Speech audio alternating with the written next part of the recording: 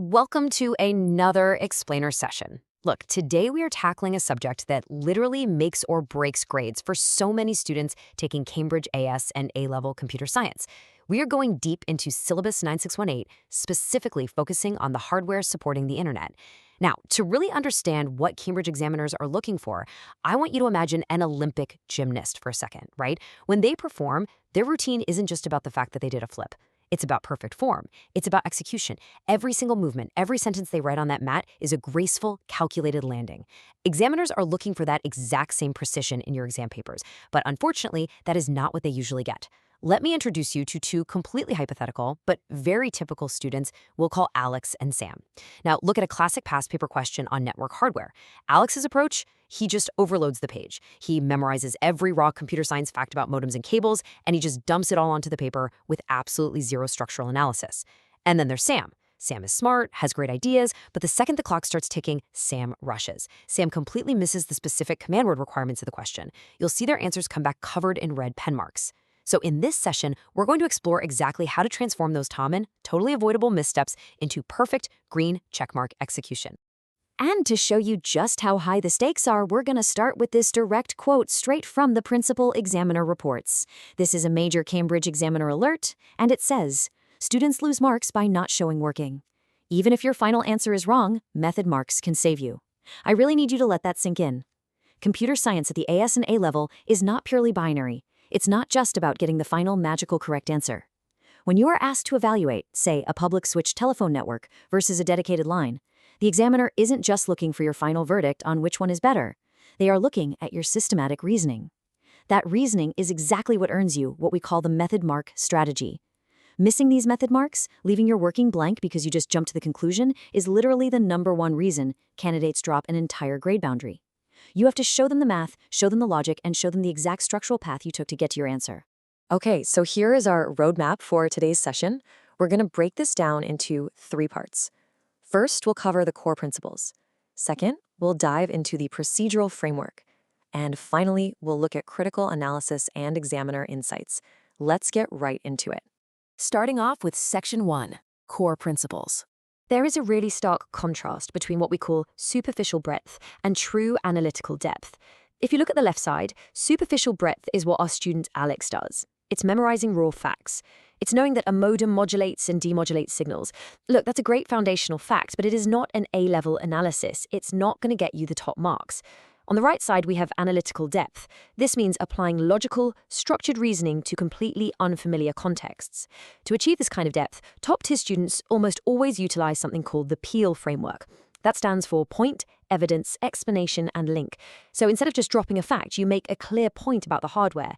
Then you provide evidence directly from the scenario given in the exam question. Next, you provide an explanation of the technical mechanics. How does it actually work? And finally, the most crucial step, you link it all back to the overarching requirement of the command word.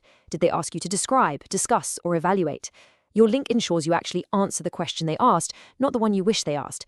Before we continue, subscribe to our YouTube channel Ace the Exams at acetheexams_IGCSE to excel in your Cambridge examinations. Click that subscribe button and hit the bell icon right now. Let's apply that analytical depth directly to our core topic today.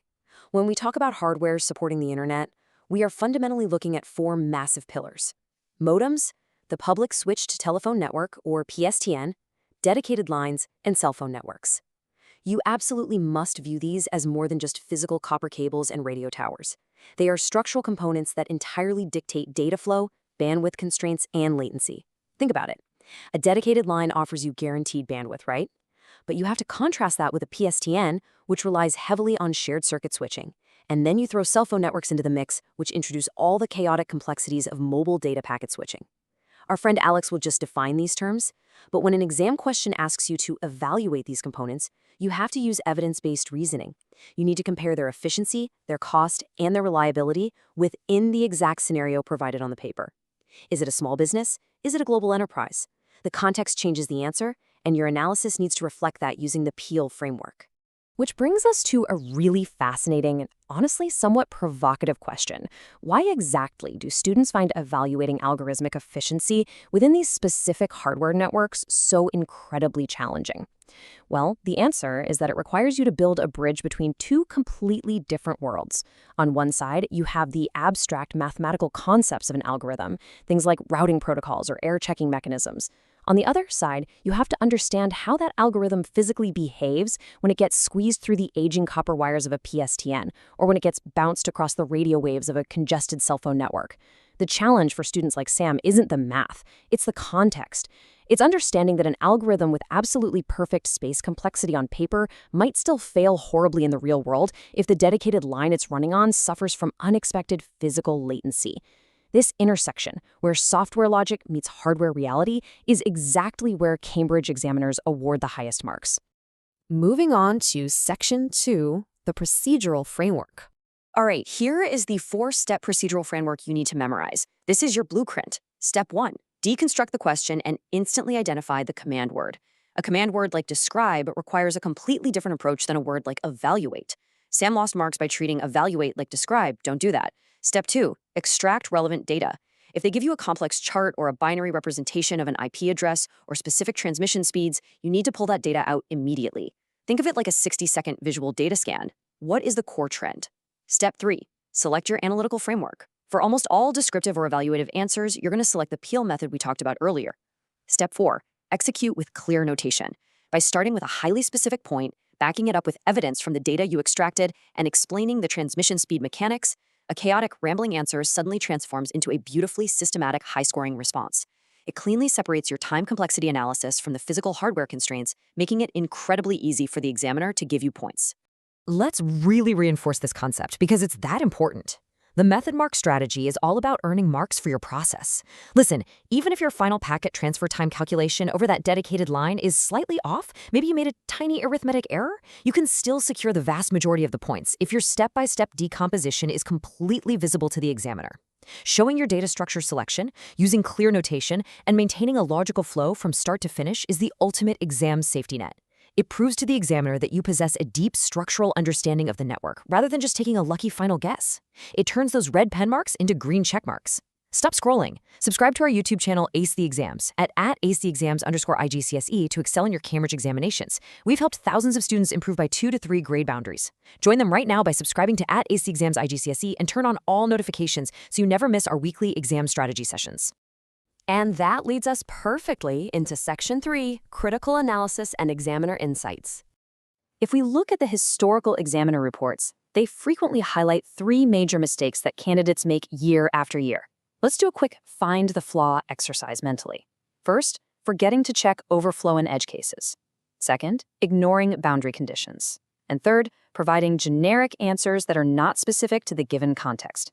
For instance, if you get a question evaluating packet loss rates across a cell phone network during peak operational hours, the key insight that gets the marks isn't just stating that packet loss increases. The insight is explaining that it increases specifically when the boundary conditions of the cell tower's bandwidth are exceeded. Or consider this flawed sample sentence. A modem is always the best choice for fast internet. Can you spot why that loses marks? Because a modem's analog-to-digital conversion speed is completely irrelevant if the main bottleneck is actually a poor, outdated PSTN infrastructure behind it. It's a totally generic statement with zero contextual analysis. And that right there is exactly how easy marks slip through your fingers. To combat those exact mistakes, you need to master the Deconstruct, Solve, Evaluate framework. This breaks down into 5 highly actionable steps. 1. Identify the given information. 2. Break the problem into logical steps. 3. Solve systematically. 4. Check your answer for reasonableness. And 5. Make justified recommendations. Now, I want you to imagine a speed writing challenge. You have 30 seconds to structure a perfect paragraph comparing a dedicated line to a PSTN for a secure bank. Go. Okay, using this framework, you'd start by identifying that dedicated lines are private point-to-point connections, while PSTNs use shared circuit switching. Then you break it down, explaining that shared networks are inherently more susceptible to interception or congestion. Then you check for reasonableness. Does this make sense for a bank? Yes. Finally, you make a justified recommendation that the bank must use a dedicated line despite the higher cost because security is the paramount boundary condition. Thinking in these 5 logical steps makes you effectively immune to those generic exam traps. And what we just did there brilliantly illustrates what separates a standard B-grade candidate from top-tier A-star performers. Top scorers don't just find an answer and stop. They consider multiple solutions. They rigorously analyze trade-offs.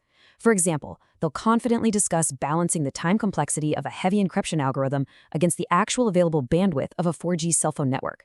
And crucially, they actively acknowledge the limitations of their own proposed solutions, stating that a dedicated line offers vastly superior bandwidth, but immediately following up by noting that its exorbitant installation cost makes it completely unviable for the specific small business scenario in the question. That is a perfect example of top-tier analysis.